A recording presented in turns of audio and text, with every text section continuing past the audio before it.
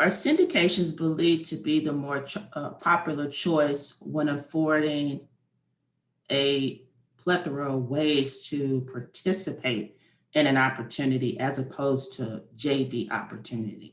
As an operator, I know other investors are romanticizing multifamily investing, and I'm looking to learn from other investors' mistakes. I know you are too, and you found the right place.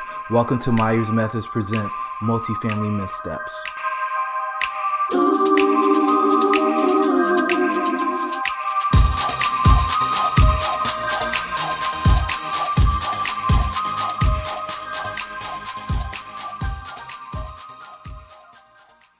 Hey everybody, and welcome to Multifamily Missteps. I'm your host, Jerome, and we are doing another multifamily kickstart session. And I don't ever say her name properly because I'm not that good. I have Miss Ray with me today. How are you? I'm doing good. It's apparently giving us a break here, the weather in Houston, so that's a good thing. It's been raining pretty heavily all week.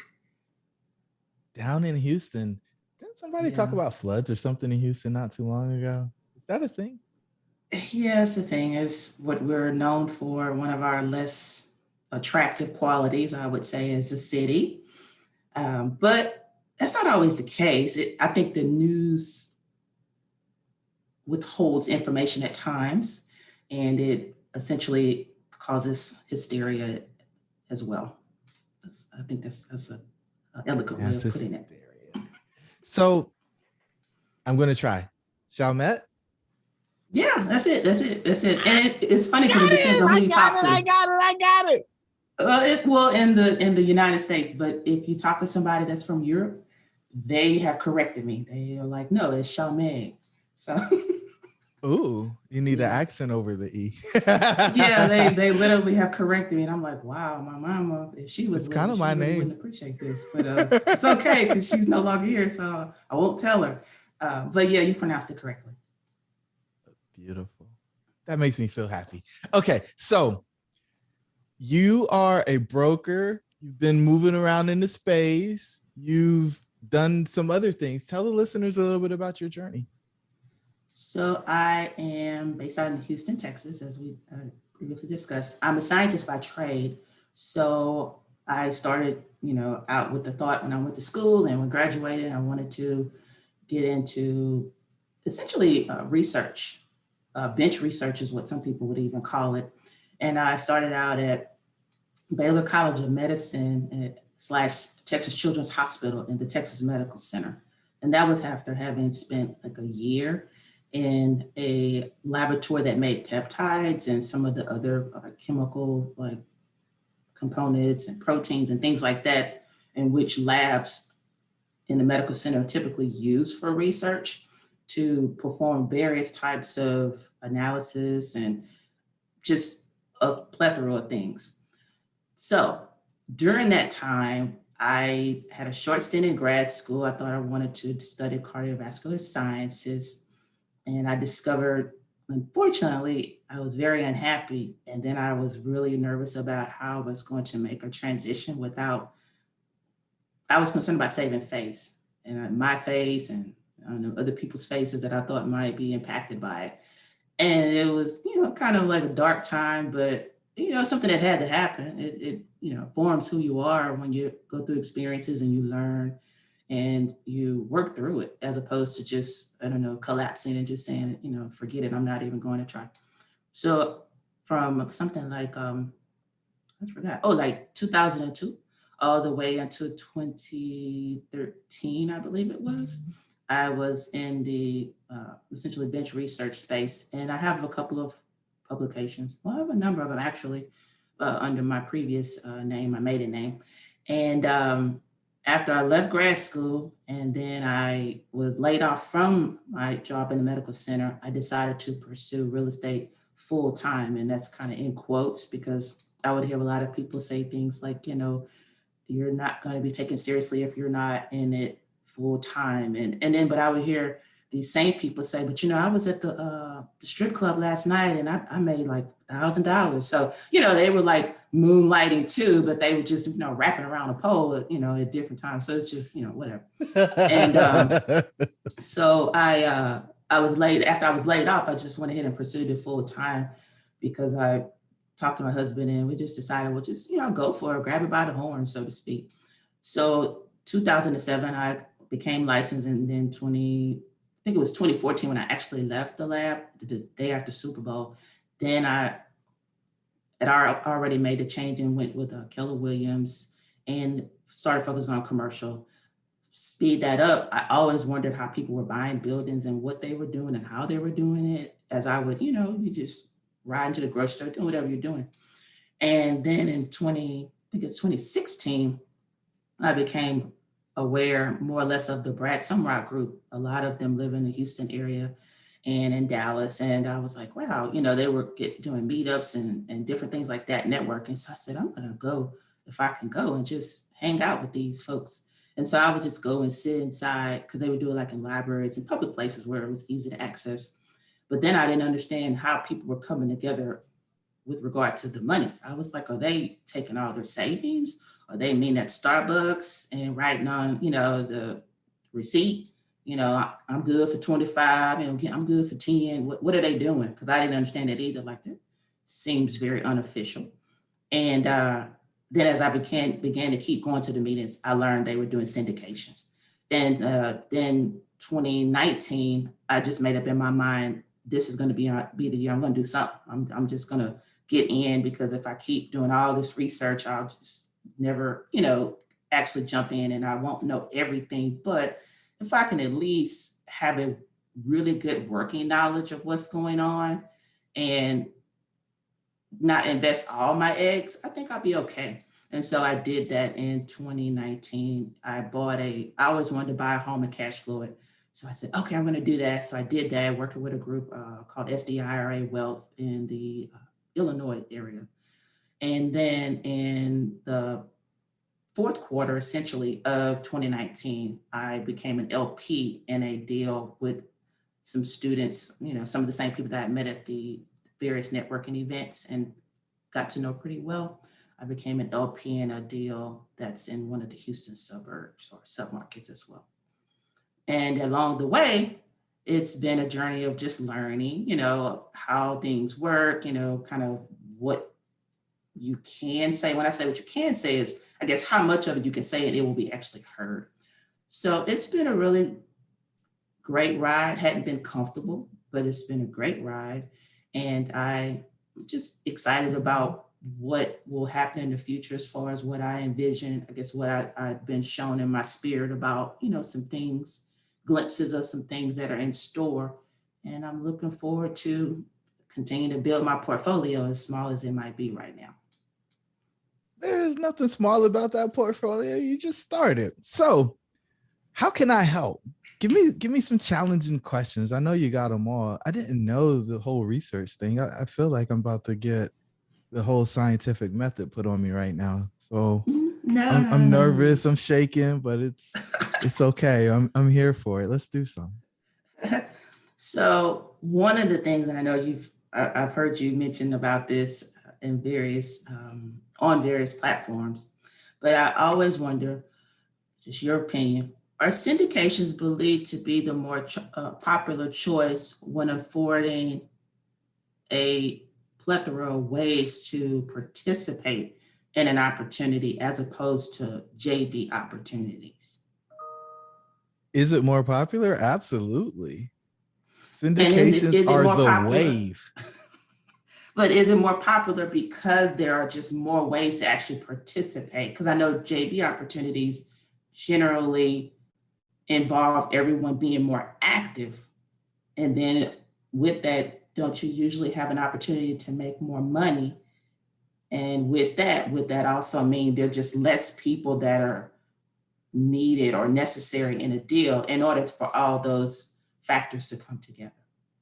Yeah, definitely less people in the deal. Opportunity to make more money depends, right? There are some people who are active operators and they make a lot of money for their syndication fees. They make a lot of money from the splits because maybe they're able to negotiate 65-35 instead of 80-20 or 90-10 or whatever they decide to hold back.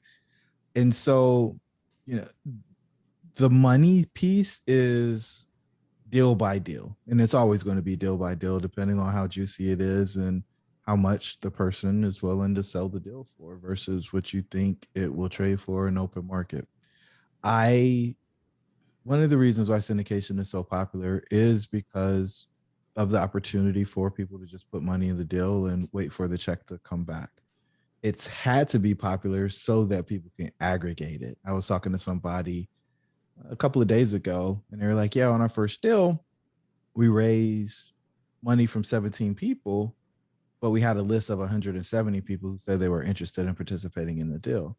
And I mean, that's about right. On your first few deals, 10% participation rate is probably what you should expect, if not lower. So you've got to make it popular in order to get people to participate. Because if you don't, then you won't have that list to get to your 10%. Okay. Do you think also that, and it sounds like JV opportunities are more difficult to get into as well, right? Well, so I there was one time where I had a typo and I thought it was funny. I was like joint ventures versus JVs, right? And if you look at a syndication, the only difference between a joint venture and a syndication is the limited partners, right? The limited partners bring the vast majority of the money, but the general partnership and the JV is the exact same thing. And so the difficulty in being in a joint venture is the same as it is with being a general partner. You have to be in that group and you're signing a loan together. And so there's not a whole lot of people you'll sign a loan with, right? Mm-hmm. Not a whole lot different than co-signing a car, right? Especially if it's a recourse loan. And yeah, sure, it's an asset. It's supposed to go up in value. It's not something that somebody's going to use. And every time they start it up, the value goes down. But in concept, you're tying your financial future together. And you're just not going to do that with any and everybody. And so the level of relationship that it takes in order to get that opportunity, I think, is at a higher standard than, hey, just send me $25,000 or send me 50. And with that said, I like to joke that, for a lot of people, they care more about their money than they care about their body. Like if you think about relationships, like a whole lot of intimate relationships go to very different levels before they actually start talking about their financial situation. They don't know credit scores. They don't know how much money's in the 401k or IRA. They don't know about assets. They don't know about any of that, but they're exploring bodies. And so to think that somebody's just going to give you money, like if you want to be a lead general partner, mm-hmm. just understand the hurdle that you're trying to overcome, right? This is one of the top 2 most precious things that people have more often than not. And for most people, it's number 1. And so I think there's been a lot of romanticizing of, oh, well, yeah, people will just give you money. So anybody can do a syndication and, give me 30 grand and you'll get your acquisition fee and I'll get it all back. And I think a lot of people are finding out that that isn't actually true. And so what I encourage people to do is more so go the joint venture route, do it with a small group of people that get the experience, show people that you know how to make money by operating a business, and then go ask people for money because you can point to your track record of success versus the whole game that I think a lot of folks are playing with. Well, learn while you earn. Put your 25 in. We're going to lock it up for 3 to 5 years. And that's 25 that you can't put on the next deal, or 25 you can't put into education, or 25 that whatever it is, right? To pursue the deal that maybe you don't want to buy because you find out in due diligence there's something wrong and you pay for the inspection and you pay for the appraisal. And so, that money's gone. So I guess to put a bow on that, people are in this space and they're lured into syndication because it's the path of least resistance. Oh, I want to be an investor. Okay, well, just put 25,000 in my deal and you can say you got however many doors. because that's what everybody's measuring by, right? I got Mhm. 6,000 doors, and of that, I own 0.01%. Well, it sounds good from a marketing standpoint, but is it actually doing anything for your net worth? And is it doing anything for your income that you don't have to work for?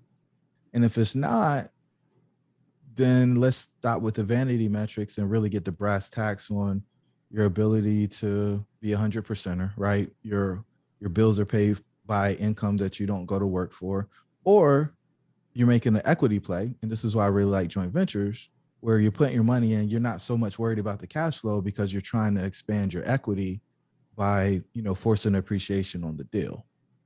And I think if you force the appreciation enough, you harvest enough equity, then you can roll that back into a bigger deal that's going to actually give you the cash flow that you're truly seeking. And we don't have that conversation a lot, but I can tell you that the majority of those decisions are made in the general partnership. In fact, all of those decisions are made in a general partnership in a syndication, and you don't actually have experience by being an LP, right? What are you going to get? A report and a distribution as an LP. Like, that's what you get. You're not involved in any of the decisions. Right. You don't have any real input on the modeling. Right. You're not testing assumptions. People are giving you the thing and saying, hey, do you want to put your money in and get this 8 pref and whatever we project the IRR to be at the end? Right. I don't know that that's actually teaching you how to be a business operator. And I think that's the core, truly the essence of what we're doing here. We're buying and selling businesses, and when we own them, we're trying to figure out how to make them more efficient so that they generate more money, right? And that more money raises the valuation, which allows you to harvest that equity to grow your net worth and then potentially create additional cash flow off of that net worth. Gotcha. That was a very, very thoughtful answer. Thank you. Next one. Real estate funds, I am learning, are an interesting way to enter into real estate investing. Do you think investors new to the game should consider this avenue? I think it's dependent based on their situation and their desired outcome. If you are a first generation wealth builder and you have something less than $1 million in net worth, you probably need to be an active investor, because that's going to be the thing that accelerates your net worth accumulation. Being a passive is going to get you something less than 10% a year, right? And so if you don't have $1 million, let's call it $500,000, 10% of that is 50 grand a year, right? But most people don't have $500,000. So let's make it practical, right? When most people retire, they got $80,000 in savings, right? So you got your 80,000. Let's say you forget the stock market, you put it all in real estate. That's $8,000 a year. That's not going to pay anybody's bills. And so what we need to do is take that 80 and put it into a deal. And then over the course of 3 to 5 years, double that 80. So now it's 160. Take that, invest it again, double it again. And now we're up to, what is that, 360? And oh, by the way, maybe you pull some of it out and do multiple deals at the same time, right? And that's how you compound to get to the million, so that you can take the 10% and get the 100,000, right? But this concept of, we're not accredited investors.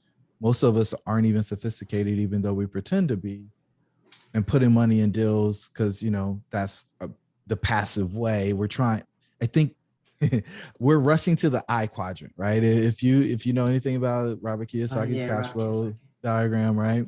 You got employee, self-employed, business owner, investor. Everybody wants to rush to bottom right, investor. I need to be an investor. You need to be a business owner, right? Business owners are the places where you get the most return on investment outside of the investment in yourself, right? Business owners are able to grow and create equity. You have the leverage, you know how to pull them. And in that operation, you take that equity created and then you drop that down into the investor pool. But if you're an accumulator, if you're building, if you're growing, passively investing isn't going to do you a whole lot of good for creating income right now. Now, if you've got 30 years to wait, you want to retire at 65 or 70 or whatever, then sure, do the 8 to 10%. But if you're looking to get out in what most people promise is something less than 10 years, you got to be a business owner. There's no way around it. So I thought I'm not gonna say the person's name, but I know they were recommended, or someone had, suggested to, speak with them and learn more about how they're essentially putting together a fund. I guess they have started a fund, and they have the money essentially sitting available to be, why are you laughing, to available to be able to invest in real estate deals. And I mean, I was intrigued. So I was like, really? I was like, that's really cool. And so that's where the question came from. So I mean, is there an aspect of it that, can be used in that way that can be beneficial? You know what I mean? Sure, if you're the fund manager. A lot of people want to be profitable multifamily operators but lack the knowledge, deal flow experience, and capital to be successful. They often try to overcome these challenges out of order, slowing or eliminating their ability to get their next deal done. We've developed a framework that allows them to gain the knowledge they need to find profitable deals. When they do, they create the time and location freedom, as well as the generational wealth they desire for their family. The Myers methods of multifamily investing have proved to be the fastest way to establish credibility and profitably grow an apartment portfolio. If you want to know more about our 4-step process, jump over to myersmethods.com to get our free 4-step guide to getting into multifamily investing. Let's get back to that. Right? Because you get to take the fee, right? You get to take the exit fee. You get to take all the other fees that you put into the PPM when you take the people's money.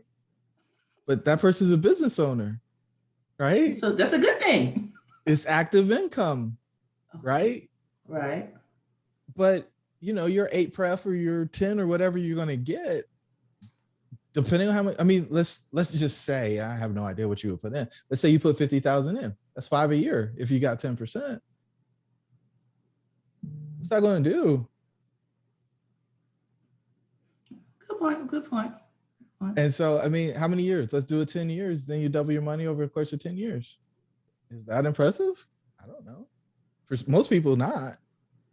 Right? The fund manager part of it, I think, kind of is. It seems like it gives you more control to a degree, more options. There's more options, but there's also pressure to deploy, right? So that money sitting in the account needs to be at work, so that you can generate profit, so you can send it to the people who want their pref. If that money's just sitting in the account, at best, if it's a savings account, you're getting 1% on the money. Well, you can't pay your 8%. You can't pay your 8 pref if you're getting 1% by having it in the bank. So you've got to deploy it. Now, once you deploy it, what is actually the answer, right? Because most people aren't able to find deals that pencil right now. So I've got to send the capital out, but I don't know if I'm putting it in the right deal, but I do have to pay these people. And so that is the rub with doing a fund versus raising by the asset. And, raising by the asset, it's like, oh man, well, the pressure is compressed, time frame, blah, blah, blah, blah. But you don't have any pressure to deploy capital that you wouldn't under normal circumstances. That's a good point. I hadn't thought about it quite like that. I guess I was seeing all the rosy colored, things about it. As you should. You should see the roses, right? You should see the opportunity, but I like to consider myself a insurance policy. I want people to see the whole thing. I want you to see the risk, mitigate the risk. And if you're okay with the risk, mitigate the risk and then enjoy the optimism. But I want people to see the whole situation, because in marketing, we don't talk about the risk, right? Because we want you to put your money in the fund. Right, exactly. No one wants to talk about that. That's not cute, so to speak, or that's not sexy. I think is the term I used to hear often. Another question.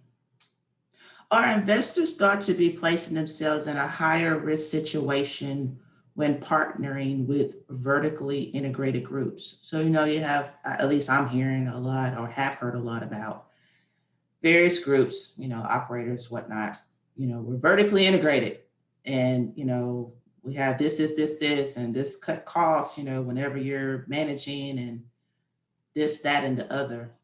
What is your take on that? One, I don't think anybody actually does it to cut costs because I don't know that you actually save any money by vertically integrating. And so vertically integrating means we got the property management company in-house. Some people have their controller in-house. And then you've got the ownership group on top of all of that. And potentially you have a contractor or a construction company on the team as well. Are you at more risk?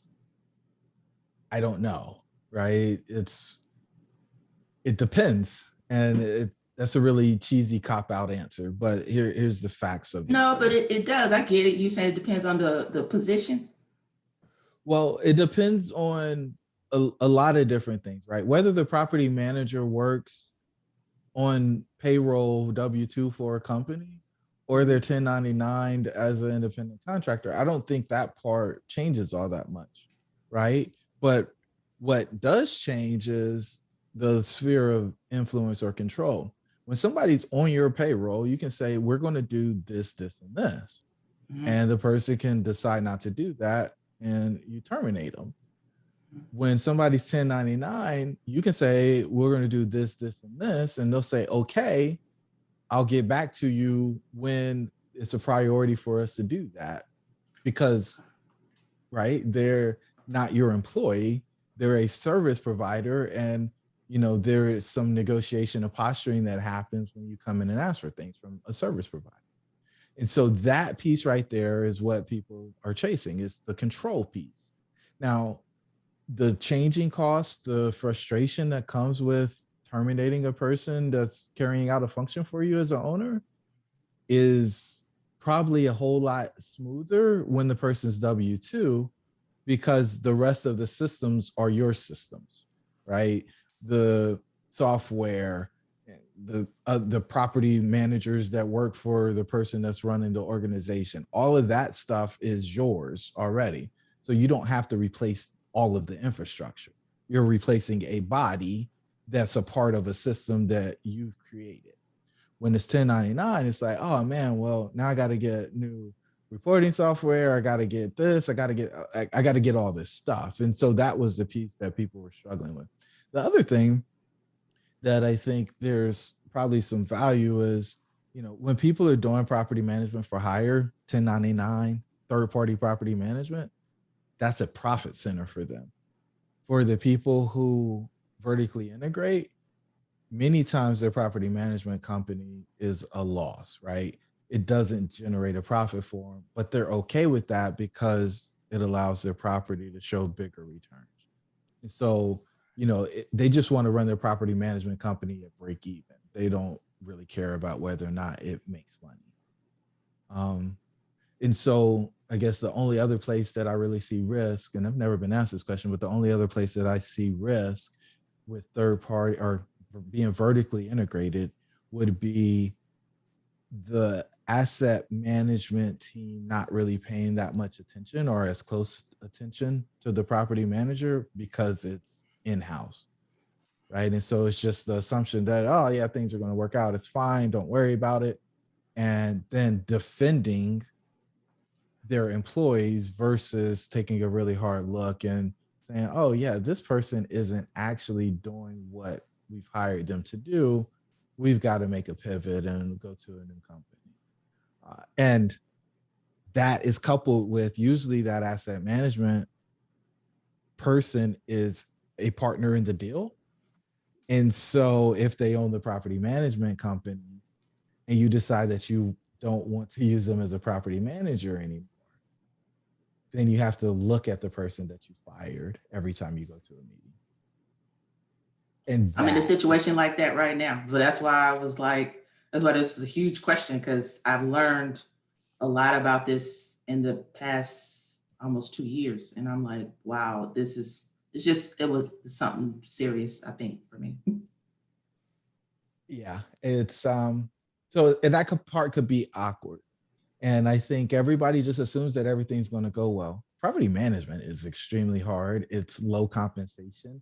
And because those two things happen, there's a lot of challenges in that space. I mean, it's operating the business, and it's probably the most important piece after you close of your team, right? If that doesn't work, then it can mess up pretty quickly. And depending on the size of the property, things can get off the rails and you may not be able to get it back on track. So I would say, there are pros and cons to both sides. Just know what they are and again, figure out how to mitigate the risk, right?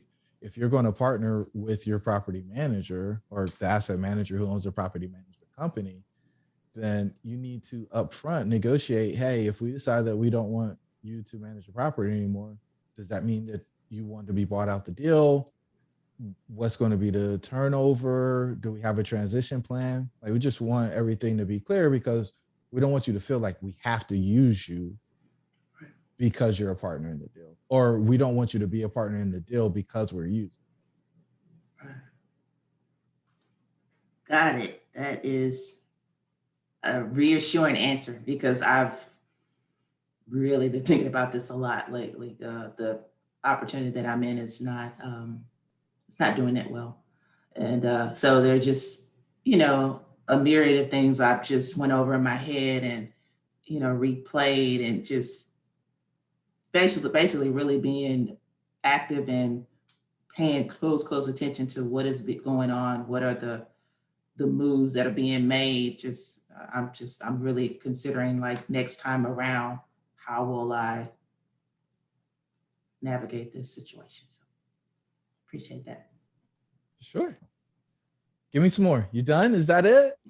Well, I was respectful of your time. When you told me 30 minutes, I was like, okay, well, I know Jerome got stuff to do. So I was like, I didn't want to just be going on and on. But I mean, I have a few others that I'm kind of curious about. Come on, let's go. Go. Hurry up. Come on, let's do it. So I have another question as it relates to, you've talked about how being a GP, and then in the sense if you're a JV, you're essentially a GP. There's just all the JPs together, or GPs together, I should say. I've heard or been offered also the KP option, becoming a KP on a deal. That, I guess, in essence, doesn't appear to really do much. What is your take on it? I mean, if you got net worth and liquidity, they want you on the loan. What are they going to do for you, though? Like, what's the comp, right? So are you getting a piece of the fees? Are you getting additional equity? What is the reward for you serving in that role? And does it make sense for the risk? More than likely, you're signing a loan, right? That's the only reason that you have a KP. And so if you're signing the loan, do you know the operator well enough to go sign for a car with them? Most people wouldn't co-sign for their little cousin. So I don't co-signing for a stranger who they barely know. I don't know, right? But kind of the point is, it's an opportunity for you to get compensated for the risk that you're taking, and make sure that you equate that risk to make sure that to a dollar amount that you would be willing to trade, assuming that everything went wrong. And if you're not willing to do that, then don't sign. Because while everything probably won't go wrong, if it does, you don't want to regret that you made that decision to sign because you thought you were going to get this. Like, everybody, back to the optimism piece, right? Everybody thinks, oh yeah, everything's going to go great and they're going to give me this thing. Oh, I don't really need all that. I'll just sign. No, not so much. But what I will say is, once you've signed a loan, then you have experience, right? And that experience allows you to go get other loans. And so there is value there, without question, inherent value for your long-term investing success. Putting money in as an LP does not constitute this experience. Signing a loan, making you a key principal, but I mean, I would want to be a general partner, right? I signed the loan, but I don't have a vote. That doesn't make sense. You get to attend the meetings though, right? To like say Well, for instance. again, it's all about how it's structured, right? But don't call me a KP, call me a general partner. And I want voting rights, right? If my name's on the loan and the bank is, somewhere between 60 and 80% of the debt, right? If I'm on the loan and I don't have a voice, what am I really doing? True. So I need a vote, right? I got to have a voice, because if not, then why would I give up my balance sheet, Right. offer up my liquidity as a form of repayment if the property doesn't do what it's supposed to do? I mean, and literally, you're saying if a disaster strikes, I'm going to be Superwoman. I'm going to come in and I'm going to save the day with my money and my assets. I'm guaranteeing to the bank that this thing's going to work out fine. They won't lose any money. That's what you're saying when you sign. It's a big deal. It's a huge deal. Okay, one other question. Yeah. So when let's say, I know I've heard people that are in California, and a lot of people don't necessarily think that's a market that they don't want to invest in that market, even if they live there, because most people will say landlord friendly markets. And then I've heard people say, okay, well, you don't want to go any more than, I don't know, 3-hour drive or whatever they decide on. What is the thought there? Because when you're relatively new, maybe some of those places further out pencil more often than where you are. And I ask that because, like, I'm here in Houston, and it's tough. It's tough. So I have kind of thought about, okay, maybe some other cities that are in Texas, and just thought about. I just often wonder about the other states and things like that will require a long drive or a short flight. Yeah. So the 3-hour thing is, can I get it done in a day? Right? Is it a day trip? Can I drive to it and back in a day? That's why they say 3 hours. So 3 hours there, 3 hours back, an hour or two on property, lunch, bathroom breaks, etc. Right? So is that the rule for you? No. And Texas is huge, by the way. Like, you can drive 6 hours and still not be across Texas, from what I've never done it, but it's crazy. So, but that's the thought process. Can I get this thing done in a day? Because it becomes a headache if you're running back and forth and you can't get it done in a day. Because a lot of people prefer to sleep in their bed versus having to sleep in a hotel. If you're saying, hey, this doesn't work, I can't get done what I need to get done in that radius, I want to go somewhere else, and I believe in the market, I believe in its fundamentals, then your market's your market, right?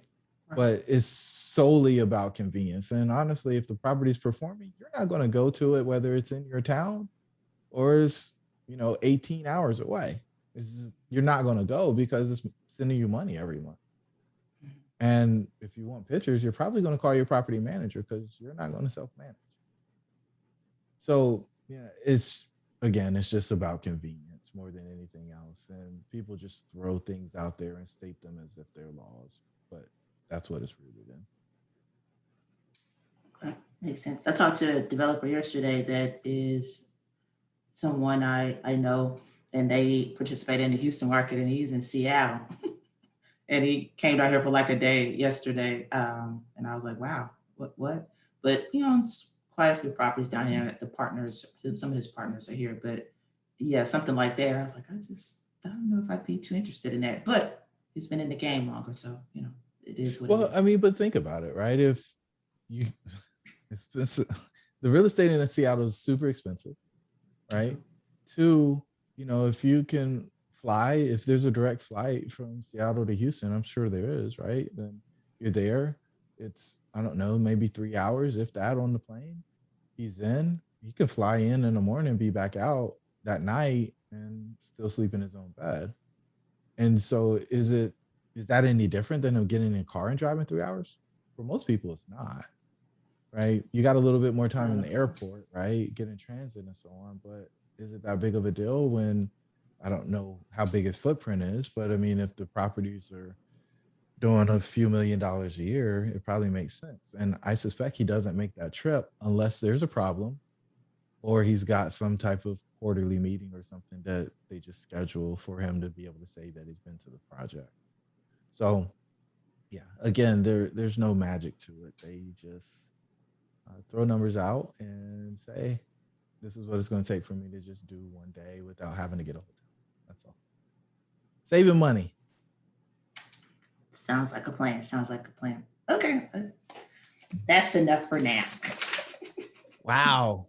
I got off the hot seat, ladies and gentlemen. She let me off early. I'm so grateful that she came to hang out with me. It's been fun watching your journey, being LinkedIn pals, and I just thank you so much for coming to ask such great questions, because these are, again, some I haven't been able to answer so far.